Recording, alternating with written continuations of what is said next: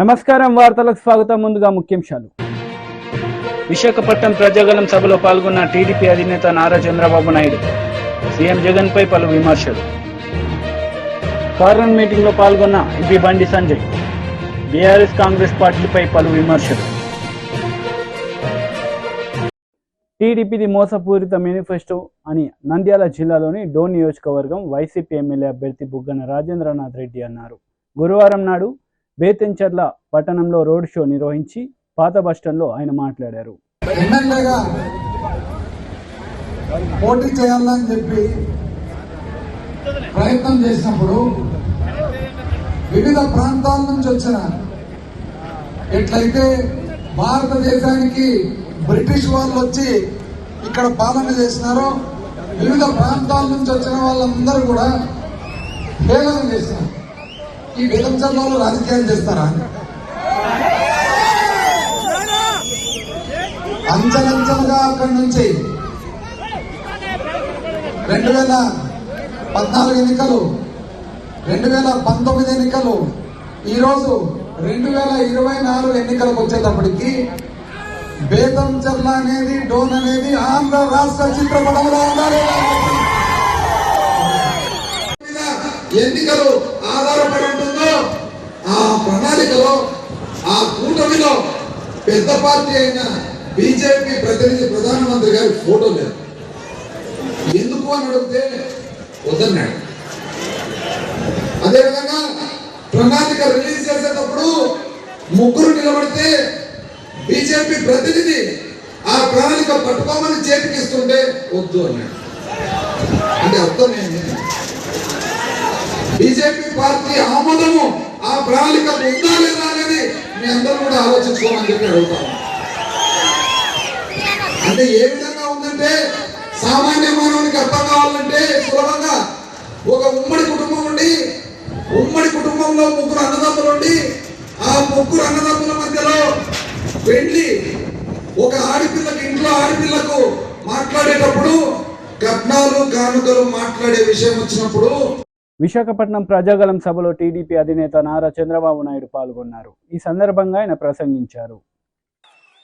ఉద్యోగాలు ఇవ్వడానికి ముఖ్యమంత్రి కావాలి, రోడ్లు వేయడానికి ముఖ్యమంత్రి కావాలి, వ్యవసాయ రంగాన్ని అభివృద్ధి చేయడానికి ముఖ్యమంత్రి కావాలి, కరెంటు కొరతలు లేకుండా కరెంట్ ఇవ్వడానికి ముఖ్యమంత్రి కావాలి, లా అండ్ ఆర్డర్ మెయింటైన్ చేయడానికి ముఖ్యమంత్రి కావాలి. అవునా కాదా అని అడుగుతున్నా మిమ్మల్ని.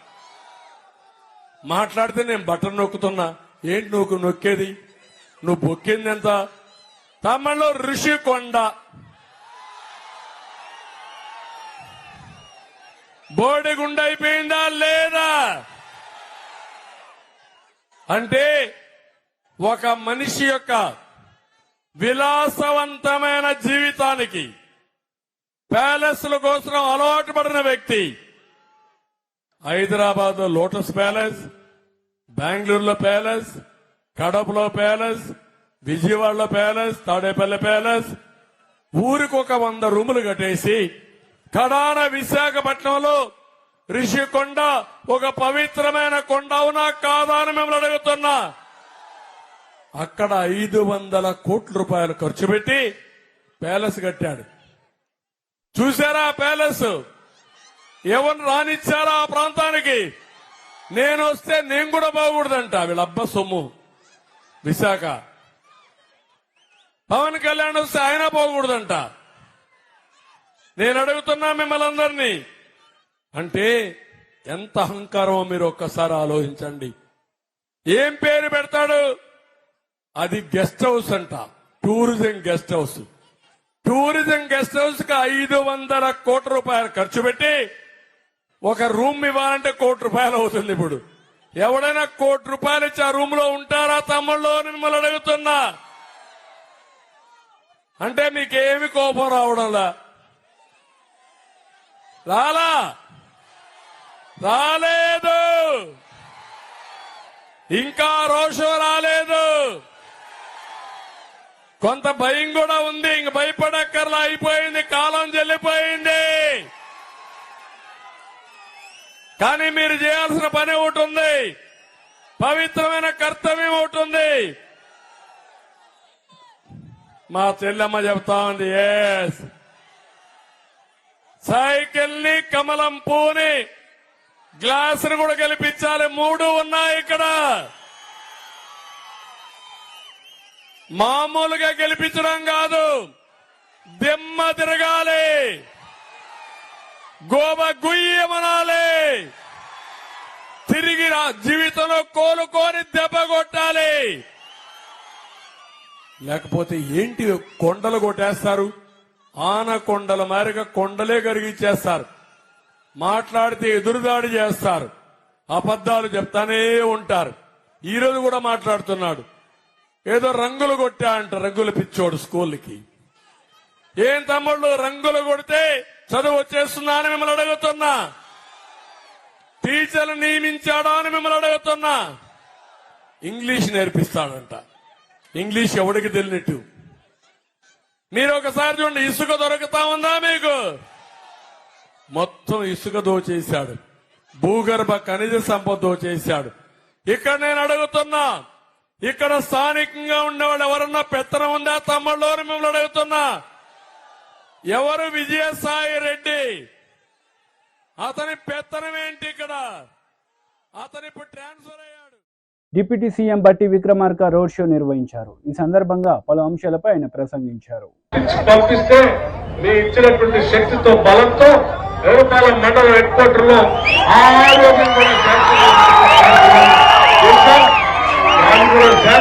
త్వరలోని దారి పనులు కూడా మొదలు పెడతాం. అట్లాగే ఎరుపాలెం మండలానికి సంబంధించి ఇక్కడ చదువుకుంటున్నటువంటి విద్యార్థులు చాలా పెద్ద ఎత్తున ఉన్నటువంటి పరిస్థితిని గమనించి ఈ ప్రాంతంలోనే ఇక్కడే స్థానికంగా ఒక 20-25 ఎకరాల్లో ఒక ఇంటిగ్రేటెడ్ స్కూల్ కూడా కట్టించి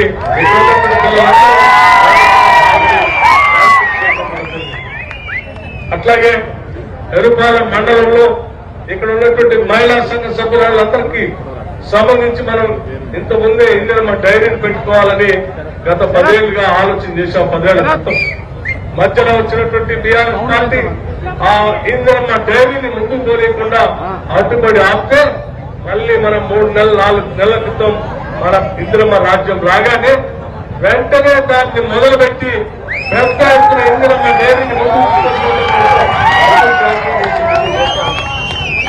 ఉన్నటువంటి మహిళా సంఘ సభ్యులందరికీ ఒక విషయం నేను చాలా స్పష్టంగా చెప్పదలుచుకున్నాను. గత 10 ఏళ్లు ఇందిరా క్రాంతి పథకం కింద మీకు రావాల్సిన వడ్డీ లేని రుణాలు రానేకుండా అడ్డుపడినటువంటి ప్రభుత్వం మీకు తెలియదు కాదు.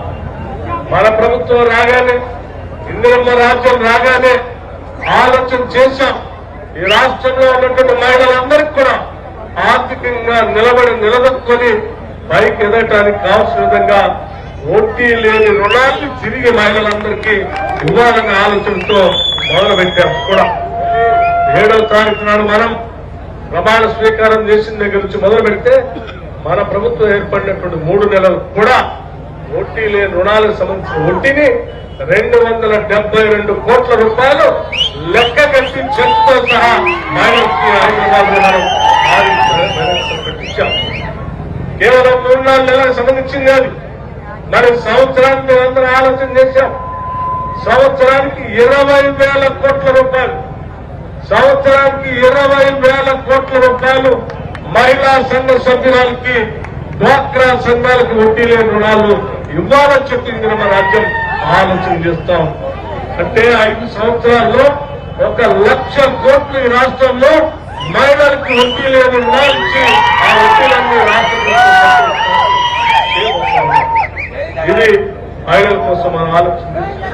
నిరుద్యోగ యువకుల కోసం మనం ఇప్పటికే 30,000 ఉద్యోగాలు ఇచ్చాం. పబ్లిక్ సర్వీస్ కమిషన్ ని ప్రక్షాళన చేసుకున్నాం.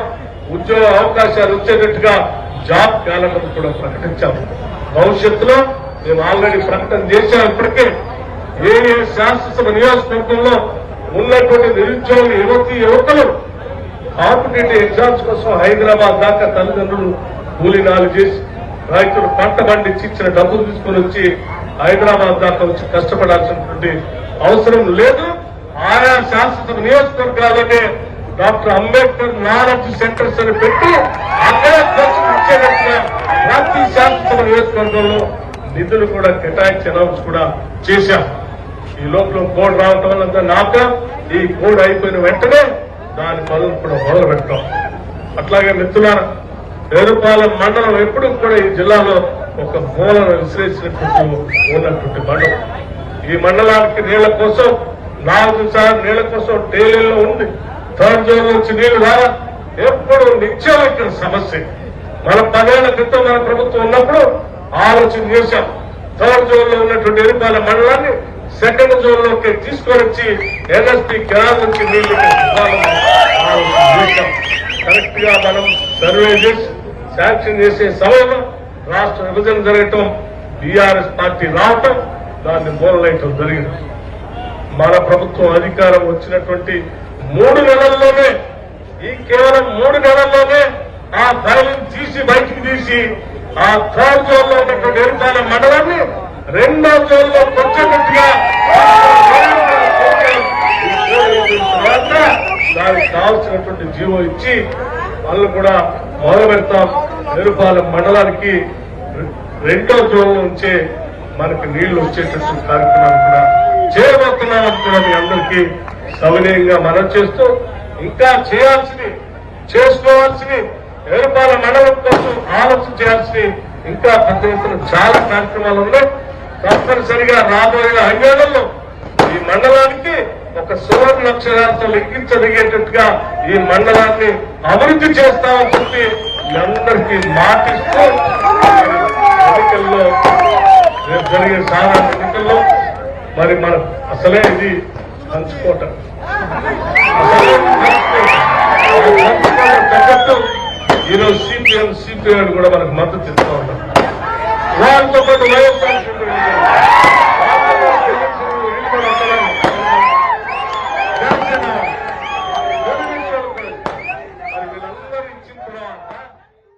ఏపీ ప్రభుత్వ సలహాదారు సజ్జల రామకృష్ణారెడ్డి మీడియా సమావేశం నిర్వహించారు. ఈ సందర్భంగా ఆయన మాట్లాడారు. అభివృద్ధి లేదు, సంక్షేమం ఉంటే అప్పులు చేసి రాష్ట్రాన్ని ముంచేసినారు. ఒక్కొక్కసారి అది ఏమీ లేదంటారు, లేదా సంక్షేమం కోసం రాష్ట్రాన్ని అప్పుల పాలు చేశారని ఇంకోసారి చంద్రబాబు నాయుడు గాని ఆయన అధ్యక్షుడుగా ఉన్న ఆ పార్టీ తెలుగుదేశం పార్టీ గాని ఆయన మిత్రులు గాని ఇంతకాలం చెప్తూ వచ్చారు. సో దాని కల్మినేషన్ పరాకాష్ట ఎన్నికల ప్రచారం అయిపోయింది. మా వైపు నుంచి మా నాయకుడు జగన్మోహన్ రెడ్డి గారు గత 2 నెలలుగా దాదాపు రాష్ట్రమంతా పర్యటిస్తూ ఏం చేశారు చెప్తూ, మీకు మంచి జరిగి ఉంటేనే, జరిగిందని భావిస్తేనే మళ్ళీ మీ దీవెనలు ఇవ్వండి అని ఆయన అడుగుతున్నారు. అటువైపు వాళ్ళు విడివిడిగా మొదలుపెట్టి ఇద్దరు ఒకటై మళ్ళీ ముగ్గురు ఒకటై ఒకే దీని మీద కేవలం శాపనార్థాలు పెట్టడమో తిట్టడమో జగన్మోహన్ రెడ్డి గారిని, లేదా ఇక్కడంతా విధ్వంసం జరిగింది, అరాచకం జరిగిందని, అభివృద్ధి ఊసేలేదంటూ ప్రజలు ఇంప్రెస్ చేయాలని, తద్వారా మళ్ళీ అధికారంలోకి రావాలని ప్రయత్నం చేస్తాం. అటు వాళ్ళు ఉన్నారు, ఇటు మేము ఉన్నాం. ఫైనల్ జడ్జిమెంట్ ఇవ్వాల్సిన ప్రజలు ఈ 4 రోజుల్లో ఇవ్వబోతారు. ఈ నేపథ్యంలో ఈ 5 ఏళ్లలో ఏం చేశామని ఒక్కసారి చూసుకుంటే, వైఎస్ఆర్సీపీ పాలనకు సంబంధించి వాళ్ళు పాయింట్అవుట్ చేయడమే అటుంచి చాలా మంది అమాయకంగా కానీ ఆలోచన పట్ల కూడా, లేదా ఈ ప్రచారం నమ్మడం ద్వారా కానీ దుష్ప్రచారం ఏదైతే జరుగుతుంది, రాష్ట్రంలో అభివృద్ధి అనేది లేనే లేదు, ఎలాంటి అభివృద్ధి లేకుండా కేవలం సంక్షేమం మీదే జగన్మోహన్ రెడ్డి గారు దృష్టి పెట్టినందువల్ల రాష్ట్రం నడక కుంటుబడింది అని కూడా భావించే వాళ్ళు కూడా ఉన్నారు. అలాంటి వాళ్ళందరికీ చెప్తూనే ఉన్నా, ఎన్నిసార్లు చెప్పినా, ఎక్స్ప్లెయిన్ చేసినా, చూపించినా, ఈవెన్ బయట నుంచి వచ్చిన మీడియా వాళ్ళు కానీ వాళ్ళు కూడా అదే దృష్టితో అడుగుతుంటారు. మా పార్టీ వాళ్ళు కానీ మేము కానీ చెప్తూనే ఉన్నాం, ఇప్పుడు జరుగుతున్నది డెవలప్మెంట్ కాకుండా ఎట్లా పోతుందని. దాని మీద అయినా సరే ఆ వర్షన్ సరిగా ఇది లేకపోవడము, లేక అప్పటికే ఒక ఒపీనియన్ వచ్చినందువలను దాని గురించి పూర్తిగా అవగాహన లేమి కనపడుతుంది. ఇప్పుడు రాష్ట్రంలో కొన్ని సెక్షన్స్ డెవలప్మెంట్ అంటే ఏదో 2 బిల్డింగ్లో ఒక 2 బిల్డింగ్లో కాదు, ఎంటైర్ రాష్ట్రం ఒక బూస్టర్ డోస్ ఇచ్చినట్టుగా ఏ రకంగా అభివృద్ధి పదాన పోతోంది అన్నప్పుడు అభివృద్ధి నిర్వచనం ఏది, ఇవి అకాడమిక్ డిస్కషన్లు కూడా జరుగుతుంటాయి. కానీ నేను వాటి జోలికి పోదలుచుకోలేదు. మన జీవితాల్లో మార్పు వచ్చిందా లేదా, ఆ మార్పు మన కాళ్ల మీద మనం నిలబడేట్టు చేస్తుందా లేదా, ఇది కాక ఇంకా రియల్ డెవలప్మెంట్ వీళ్ళు అనుకుంటున్న డెవలప్మెంట్ కూడా జరుగుతుందా. కార్నర్ మీటింగ్ లో ఎంపీ బండి సంజయ్ పాల్గొన్నారు. ఈ సందర్భంగా పలు అంశాలపై ఆయన మాట్లాడారు. సమర్థించే వాళ్ళు ఎవరైనా కూడా, రాముని గుడి కావాలనుకున్న వారు ఎవరైనా కూడా ఇలా ఏ పార్టీకి ఓటేయాలో ఒక్కసారి ఆలోచించండి. మీకు భారతీయ జనతా పార్టీ కావాలన్నా, లేకుంటే రాముని వ్యతిరేకించే కాంగ్రెస్ బీఆర్ఎస్ కావాలన్నా ఒక్కసారి మీరు ఆలోచించాల్సిందిగా మీ అందరికీ విజ్ఞప్తి చేస్తున్నా. ఇలా దయచేసి 13వ తారీఖు ఎన్నికలు. ఎప్పుడు ఎన్నికలు? ఎప్పుడన్నా ఈ నెల 13, వచ్చే నెల 13 కాదన్నా. మీరు పోయి ఓటు వేస్తారాయరా? ఆ రోజు ఎండ కొడుతుంది, ఓటు వేస్తారాయరా?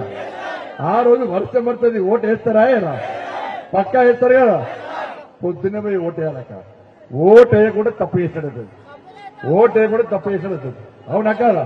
పొద్దున్న పోయి పెళ్లి పోతారు అప్పుడప్పుడు మంచిగా తయారై పోయి మన సీరియల్ నెంబర్ ఎంత సైకిల్ బట్టి ఎంత బ్యాలెట్ లో ఈవీఎం లో నెంబర్ 1 గెలిచేది మనమే కదా. పక్క డౌట్ ఏం లేదు కదా. కాంగ్రెస్ వాళ్ళకే డౌట్ లేదా, బీఆర్ఎస్ వాళ్ళకే డౌట్ లేదా, మనకెందుకుంటుంది కదా డౌట్. అవునా కదా? పువ్వు గుర్తు ఏ గుర్తు అన్నది? ఏ గుర్తు? నరేంద్ర మోడీ గారు ప్రధానమంత్రి కావాలన్నా వద్దా? ఒక్కసారి కళ్ళు మూసుకొని ఆలోచిస్తున్నా. నరేంద్ర మోడీ గారు ప్రధానమంత్రి కాకుంటే బతుకుతాం మనం? బతుకుతావా? ఇలా రాష్ట్ర ముఖ్యమంత్రి ఇప్పుడు అబ్బో జగమండి నరేంద్ర మోడీ లేకుంటే దేశం పాకిస్తాన్ వాడు కొట్టుకపోతాడు, బంగ్లాదేశ్ వాడు కొట్టుకపోతాడు, చైనా వాడు కొట్టుకపోతాడు. నరేంద్ర మోడీ లేకుంటే ఈ దేశం ఉండదు. నరేంద్ర మోడీ లేకుంటే ఈ దేశంలో పేదోళ్ళు బతకరు, మనం బతకం. కాబట్టి ఇవి దేశానికి సంబంధించిన ఎన్నికలు. మన ప్రధానమంత్రి అభ్యర్థి ఎవరు? మరి ఎవరు చూసి ఓటేస్తున్నాం మనం? ఎవరు చూసి ఓటేస్తున్నాం? దేశ ప్రధాని చూసి ఓటేస్తున్నామా లేదా? మరి మన ప్రధానమంత్రి అభ్యర్థమో నరేంద్ర మోడీ? మరి కాంగ్రెస్ పార్టీ ప్రధానమంత్రి అభ్యర్థి ఎవరే? మరి ఎవరు కోటేయాలి? ఇప్పుడు నేనేమంటున్నాంటే, అరే మా నరేంద్ర మోడీ దేశాన్ని రక్షిస్తాడు, దేశాన్ని అభివృద్ధి చేస్తాడు, ఈ దేశంలో పేదల గురించి ఆలోచిస్తాడు, అందుకే మా నరేంద్ర మోడీకి ఓటేయాలని మేమంటున్నాం. మరి కాంగ్రెస్ వాళ్ళ దానిలో దేశాన్ని కాపాడే నాయకులు లేరు, దేశాన్ని అభివృద్ధి చేసే నాయకులు లేరు, దేశంలో పేదల గురించి ఆలోచించే నాయకుడే లేడు. మరి ఆ పార్టీకి ఎట్లా ఓట్లేస్తామో ఒక్కసారి ఆలోచించండి. అరే దేశ ప్రధాని నిర్ణయించే ఎన్నికల్లో ప్రధానమంత్రి అభ్యర్థి మీకు లేకుంటే ఎవరిని ఒకరు చూసి ఓటేయమంటారో కాంగ్రెస్ పార్టీ నాయకులు చెప్పాలి. కాబట్టి దయచేసి ఆలోచించండి. ఇలా 3 అభ్యర్థులను పోటీ చేస్తున్నాం. ఏ అభ్యర్థి ఇలా మీకోసం కొట్లాడతాడు, భవిష్యత్తులో కూడా మీకోసం కొట్లాడతాడు, లాఠీ దెబ్బలు తినడానికి సిద్ధమవుతాడు, కేసులు భరించడానికి సిద్ధమవుతాడు, జైలుకు పోవడానికి సిద్ధమవుతాడు. ఇలా ఢిల్లీ నుంచి నిధులు మళ్ళా తీసుకొస్తాడు. ఢిల్లీలో బీజేపీ ప్రభుత్వం ఏర్పడితే ఇంకా ఎక్కువ నిధులు తీసుకొస్తాడో ఒక్కసారి ఆలోచించండి. కాంగ్రెస్ పార్టీకి ఓటేస్తే ఢిల్లీలో ప్రభుత్వం రాదు, అది గల్లీలో ఉండదు. ఈ గల్లీలో ఉంది కాబట్టి ఢిల్లీలో లేదు. ఇలా బీఆర్ఎస్ పార్టీ నా ఘర్కా నా ఘాట్కా ఇక్కర్లేదు అక్కర్లేదు. కాబట్టి ఢిల్లీలో ఏర్పడబోయే నరేంద్ర మోడీ ప్రభుత్వానికి మీరు ఓటేయాలంటే, నరేంద్ర మోడీ గారిని ప్రధానమంత్రి చేయాలంటే మీరు నాకు ఓటేస్తే నేను పోయి నరేంద్ర మోడీ గారికి ఓటేస్తా. కాంగ్రెస్ పార్టీకి ఓటేస్తే అది పోయి మూసినలో పడ్డట్టే. ఇక బీఆర్ఎస్ పార్టీకి ఎట్లా ఓటేయరు.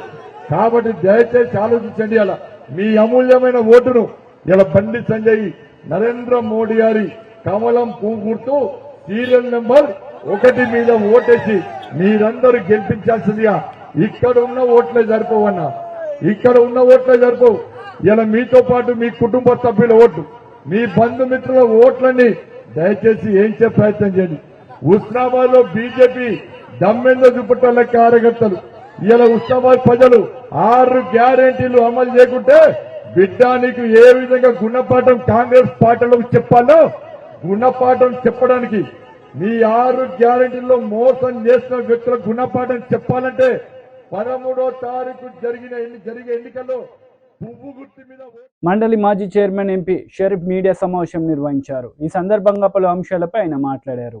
లొంగి మసీదు కమిటీ వారు మరి డైరెక్ట్గా బహిరంగంగా నమాజు సమయంలో, మరి ముఖ్యంగా శుక్రవారం పూట నమాజ్ సమయంలో వైఎస్ఆర్సీపీకి ఓటేయమని అడుగుతున్నారు, చెబుతున్నారు అనే విషయం మా దృష్టికి వచ్చింది. దీన్ని మేము తీవ్రంగా అభ్యంతకరాన్ని వ్యక్తం చేస్తున్నాం. రాజకీయ విషయాలు మరి ఈనాడు మసీదులో మాట్లాడకూడదు. ఏదైనా దేశంలో ఉన్న రాష్ట్రంలో ఉన్న పరిస్థితుల మీద పరోక్షంగా మాట్లాడే అవకాశాలు ఉన్నాయి కానీ అది తప్పులేదు. కానీ ఈనాడు నేరుగా ఒక పార్టీని కొమ్ము కాస్తూ వైఎస్ఆర్సీపీకి ఓటేయమని ఈరోజు మరి ముస్లిం సమాజాన్ని మసీదులో కోరటం అనేది ఇది ఎలక్షన్ కమిషన్ నిబంధనలకు కూడా విరుద్ధం అనే విషయాన్ని ఈ సందర్భంగా మీరు గమనించాలి. ఒకరిపై ఉన్న కోపాన్ని మరొకరిపై చూపటం సరికాదు. ఈనాడు తెలుగుదేశం పార్టీ ఒక లౌకిక పార్టీ, మత సామరస్యాన్ని కాపాడిన పార్టీ, ముస్లింల సంక్షేమానికి కట్టుబడి ఉన్న పార్టీ అని ఈ సందర్భంగా మనవి చేస్తున్నా. ముఖ్యంగా ఈనాడు తెలుగుదేశం పార్టీకి ఓటేస్తే బీజేపీకి ఓటేసినట్లుగా ప్రచారం చేస్తున్నారు. 4% రిజర్వేషన్ రద్దవుతుందని అసత్య ప్రచారాలు చేస్తున్నారు. ఒకసారి ముస్లిం సోదరులు గమనించాలి, ఈ 4% రిజర్వేషన్ అనేది రాష్ట్రానికి సంబంధించిన అంశం. అది కాకుండా ఈనాడు సుప్రీం కోర్టు పరిధిలో ఉన్న ఈ మ్యాటరు, ఈ సబ్జెక్టు ఎవరు కూడా దీనిలో కలగజేసుకోలేరు. సుప్రీంకోర్టు తీర్పు వచ్చేంత వరకు దీని మీద ఎవరు కూడా చర్యలు తీసుకునే అవకాశం ఉండదు, రద్దు చేసే సమస్య ఉండదు. అందుకనే చంద్రబాబు నాయుడు గారు సుప్రీంకోర్టులో కూడా వాదనలు బలంగా వినిపించాలనే ఉద్దేశంతో ఆనాడు 2 మరి రాజ్యాంగ నిపుణులైన లాయర్లను పెట్టి, ఒకవేళ వాదనలు వస్తే విచారణకు వస్తే వాదనలు వినిపించడానికి 2 లాయర్లను పెట్టి 5 కోట్ల రూపాయలు కేటాయించిన విషయాన్ని కూడా ఈ సందర్భంగా మీరు గమనించాలి. నరేంద్ర మోడీ గారు ఎన్డీఏ అధికారంలో ఉన్నప్పుడే 2014 నుండి 2019 వరకు 4% రిజర్వేషన్ని ఆనాడు తెలుగుదేశం పార్టీ 100% అమలు చేసి చూపెట్టిందనే విషయాన్ని కూడా ఈ సందర్భంగా గమనించాలి. ఈనాడు చంద్రబాబు నాయుడు గారు ప్రతి సభలో, ఎన్నికల ప్రచార సభలో చెబుతున్నారు 4% రిజర్వేషన్ యథాతథంగా ఉంటుంది, దాన్ని రద్దు చేసే సమస్య లేదు, దాన్ని అవసరమైతే చట్టబద్ధత కల్పించడానికి సుప్రీంకోర్టులో కూడా తీర్పు సానుకూలంగా రావడానికి నేను ప్రయత్నం చేస్తానని ఈనాడు బహిరంగ చెబుతున్నా. ఇంకా ఈ 4% రిజర్వేషన్ రద్దు చేస్తారనే అపోహలో ఈనాడు ఉన్న విషయాన్ని ఈరోజు ముస్లిం సమాజం ఆ విషయాన్ని మరిచిపోవాలి. తెలుగుదేశం పార్టీ రద్దు చేయబోదనే విషయాన్ని ఈ సందర్భంగా మీకు మనవి చేస్తున్నా. ఈనాడు 5 సంవత్సరాలుగా బీజేపీతో, ఎన్డీఏతో అంటకాకిన జగన్మోహన్ రెడ్డి గారు తన కేసుల్లో ఎక్కడ అరెస్టు చేస్తారో అనే భయంతో ఈ రాష్ట్రాన్ని, ఈ రాష్ట్ర అవసరాలని పూర్తిగా ఎన్డీఏకి తాకట్టు పెట్టి ఈరోజు జగన్మోహన్ రెడ్డి గారు మరి ఎన్డీఏకి తొత్తుగా మారిన విషయం అందరికీ తెలిసిందనే విషయాన్ని ఈ సందర్భంగా మనం చేస్తున్నా.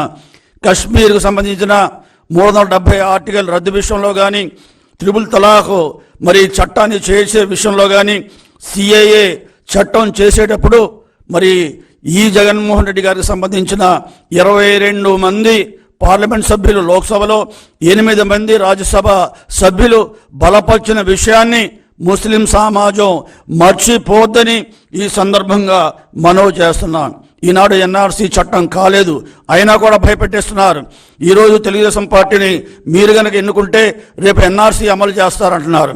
ఎన్ఆర్సీ చట్టం అసలు పార్లమెంట్లో మరి అమలు పార్లమెంట్లో ప్రవేశపెట్టలేదు, అది చట్టం కాలేదు.